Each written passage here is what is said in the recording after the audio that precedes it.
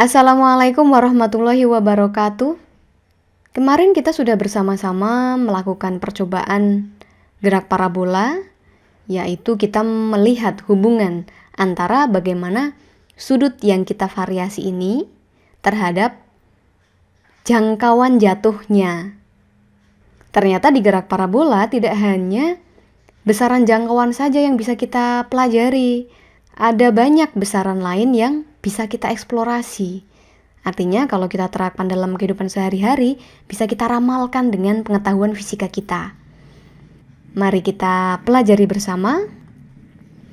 Misal saya punya sebuah benda yang kita tembakkan dengan kecepatan tertentu dan sudut elevasi tertentu, maka dia akan bergerak melengkung. Lintasannya melengkung yang kita sebut dengan lintasan parabola. Kenapa gerak parabola lintasannya melengkung? Kalau kita mau pisah berdasarkan komponennya, katakanlah di titik ini, geraknya kan miring ya. Nah, miring kita tahu di vektor bahwa miring itu merupakan jumlahan dari komponen yang dia horizontal dan komponen yang vertikal, sehingga resultannya berupa miring ini.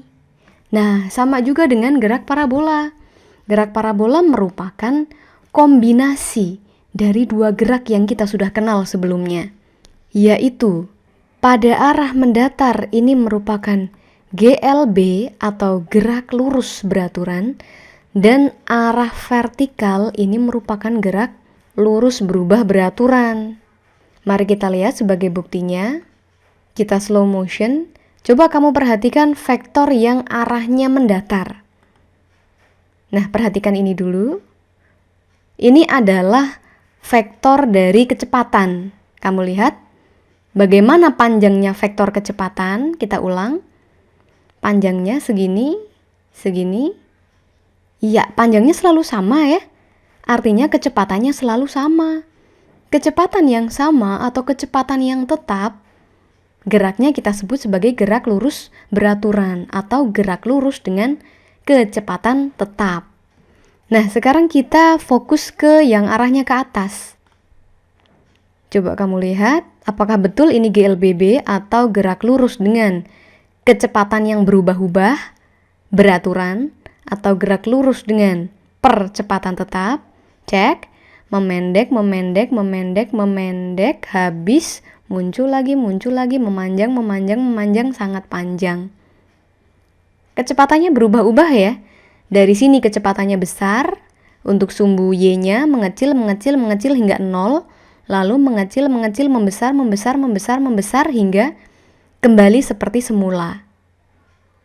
Oke, terbukti ya bahwa gerak parabola merupakan kombinasi dari GLB dan GLBB. Dalam hal ini untuk GLB yang ke atas adalah gerak vertikal ke atas.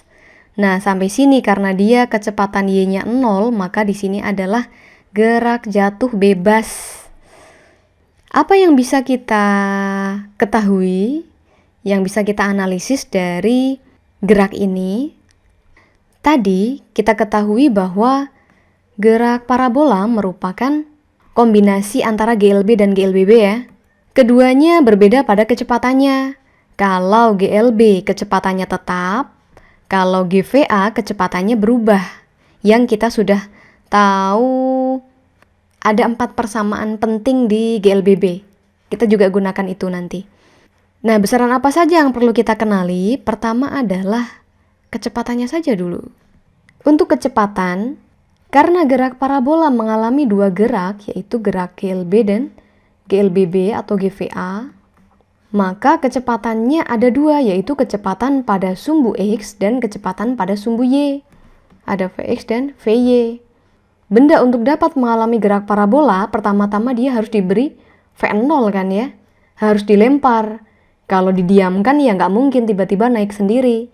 Maka harus ada V0-nya. V0 kalau kita lihat komponennya, dia merupakan jumlahan dari V0 pada sumbu X dan V0 pada sumbu Y. Maka V yang ke arah X, karena dia GLB, ya tetap selalu V0X. Sedangkan V yang ke arah Y, ini GVA. Mungkin perlu saya ingatkan sedikit, contekan untuk persamaan-persamaan GVA. Ini mohon diingat-ingat. Maka VY-nya, V pada sumbu Y. V pada sumbu Y berarti kan yang ini ya, yaitu VT, V akhir, yaitu V0, tentu saja V0-nya V0Y. V0 yang arahnya ke atas, min GT. Nah, ini adalah persamaan untuk kecepatan, baik kecepatan pada sumbu X dan kecepatan untuk sumbu Y. Tapi di sini masih ada indeks X dan Y ya. Mari kita keluarkan siapa itu X dan siapa Y. Gerak parabola tentu saja agar dia membentuk gerak yang melengkung, maka sudut elevasinya atau sudutnya harus di antara lebih dari 0 kurang dari 90. Nah, maka untuk jadi gerak parabola dia harus punya sudut elevasi tertentu. Katakanlah theta. V0x adalah V0 yang kalikan cos atau kalikan sin tetanya. Ke samping, samping miring, sami. Siapakah sami? Ya, cos theta. Sedangkan yang naik ke atas, sumbu Y, Y sin. Maka V0Y ini adalah V0 sin theta. Gini ya. Nah, mari kita uraikan sehingga kita simpulkan bahwa Vx itu adalah V0 cos theta. V0 berarti kecepatan lemparan mula-mula dikalikan cos sudutnya. Sedangkan Vy-nya adalah V0 sin theta min GT. Ada perbedaan di sini. Di sini tidak ada variabel T, di sini ada variabel T. Artinya kecepatan mendatar itu tidak berubah, dia selalu V0 kali cos theta. V0-nya berapa? Kan tetap. Sudutnya juga tetap kan? Maka nilai Vx di titik manapun di sepanjang gerak parabola besarnya sama. Tetapi untuk Vy kita lihat di sini ada variabel T. Artinya ini V0 sin theta-nya nggak berubah. Tetapi GT-nya selalu berubah bergantung waktu. Besaran selanjutnya adalah posisi. Jadi misal detik ketiga, di mana posisinya? Nah, yaitu sejauh ini dan setinggi ini. Maka posisi di sini adalah ada X dan Y. Jarak dan tinggi. Kita mulai dari jaraknya. Karena sumbu X ini adalah GLB, maka kamu masih ingat persamaan GLB kan? V sama dengan S per T. Berarti S sama dengan V kali T. Sehingga X atau S sama dengan V kali T. V-nya adalah Vx dan T-nya ya T. Sehingga X sama dengan V0 cos ya, karena dia X, T. Ini adalah sembarang posisi atau sembarang jarak pada waktu tertentu.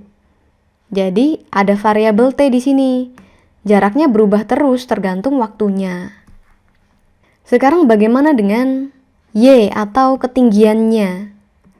Ini adalah GLBB atau GVA. Kita ambil Y tinggi di sini H ya. Maka Y sama dengan, kita contek rumusnya, V0 kali T. V0-nya tentu saja V0Y ya. Kali T min setengah GT kuadrat.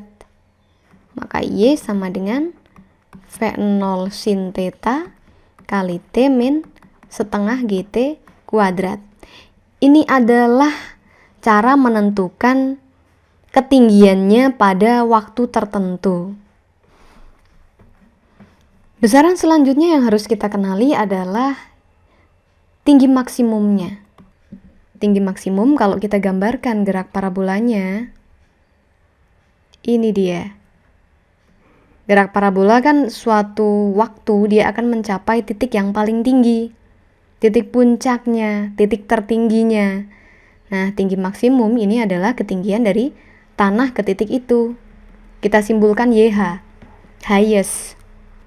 Tadi untuk ketinggian sembarang titik, tadi kita sudah menemukan persamaannya, yaitu V0 kali sin theta T min setengah GT kuadrat.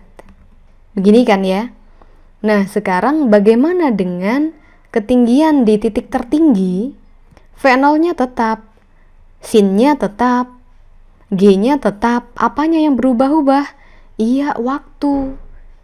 Jadi di sini kita harus cari dulu waktu untuk dia sampai di titik tertinggi itu berapa detik. Kita masukkan, maka itu sebagai ketinggian maksimumnya. Bagaimana cara kita mencari waktunya? Kita cari dulu waktu untuk benda sampai di titik tertinggi. Katakanlah kita sebut TH. Tadi kita sudah punya persamaan VT. VT sama dengan V0 min GT ya, atau dalam hal ini berarti dia V0 sin. Karena arahnya ke atas, ini kita sebut VY gini aja ya. VY sama dengan V0 sin min GT. Sekarang kita cermati komponen kecepatan pada sumbu Y. Di sini kecepatannya sangat tinggi tadi ya, kalau di simulasinya. Kecepatannya tinggi, lalu menurun, lalu menurun, lalu menurun, hingga di titik tertingginya, kecepatan ke arah atas, ke arah vertikal, ini nilainya 0. Kita masukkan angka 0. Sama dengan V0 sin theta min GT. Maka GT-nya kita pindah, G kali T sama dengan V0 sin theta. Nah, maka kita temukan T pada titik tertinggi. Ini tertinggi ya udah ya, karena V-nya 0. Sama dengan V0 sin theta, G-nya pindah ruas per G. Tara, simpan. Ini adalah waktu untuk benda sampai di titik tertinggi. Oleh karena itu, kita bisa menentukan tinggi maksimumnya atau posisi tinggi pada titik tertinggi, YH. YH adalah Y yang T-nya kita ganti dengan TH. Mari, V0 sin theta, nah T-nya kita ganti TH ini. Setengah G TH kuadrat, ini indeks ya. Nah, maka kita masukkan TH-nya, V0 sin theta TH. V0 sin theta per G, ya, min setengah G TH V0 sin theta per G kuadrat. Maka YH sama dengan V0 sin theta dikalikan V0 sin theta per G. Maka V0 kali V0, V0 kuadrat, sin kali sin theta kuadrat per G. Di sini juga sama, setengah G. Nah, ini kuadratin dulu. V0 kuadrat, sin theta juga kuadrat, per G-nya juga kuadrat. Kita sederhanakan, G-nya kecoret 1 di sini ya. Maka YH sama dengan V0 kuadrat, sin yang dikuadratkan ini artinya sin kuadrat theta. Bukan sin theta kuadrat ya, bukan sudutnya yang dikuadratin, tetapi sinnya. Sinnya yang dikuadratin per G dikurangi. Ini 1 kali ini ya ini, 2 kali G berarti 2G. V0 kuadrat sin kuadrat theta per 2G. V0 kuadrat, sin kuadrat sama ya. Beda di penyebut, yang ini penyebutnya 1G, yang ini penyebutnya 2G. Artinya ini 1, ini setengah. 1 dikurangi setengah. Setengah. Maka YH sama dengan V0 kuadrat kalikan sin kuadrat theta per 2G. Ini adalah persamaan untuk menentukan tinggi maksimum gerak parabola. Terakhir tentang jarak maksimum. Kalau kita gambarkan, nah ini jarak maksimum. Jarak terjauh, jangkauan terjauh. Kita simbolkan X max. Karena X max ini ada pada sumbu X, berarti dia GLB ya. Karena GLB, tadi kalau bukan max, X biasa, tadi persamaannya adalah V0 cos theta kali T. Nah, agar dia menjadi X max, maka T-nya juga harus T ketika benda sampai di tanah ya. Waktu untuk benda sampai di tanah kita sebut sebagai T max. Maka X max sama dengan V0 cos theta kali T max. Nah, sekarang siapakah T max? Kalau tadi kita sudah tahu waktu yang dibutuhkan untuk benda sampai di titik tertinggi, kita sebut TH. Nah, kalau di gambarnya kamu lihat, ini kan bentuk geraknya ini simetris ya. Artinya, waktu untuk sampai ke atas itu sama dengan waktu dari atas untuk sampai ke bawah. Kalau ini ke sini adalah TH, maka untuk sampai T max adalah 2 kalinya. T max sama dengan V0 kali cos theta kali 2 kali TH dong. Maka X max sama dengan V0 cos theta 2 kali TH tadi. TH-nya tadi V0 sin theta per G. Mari kita masukkan 2 kali V0 sin theta per G.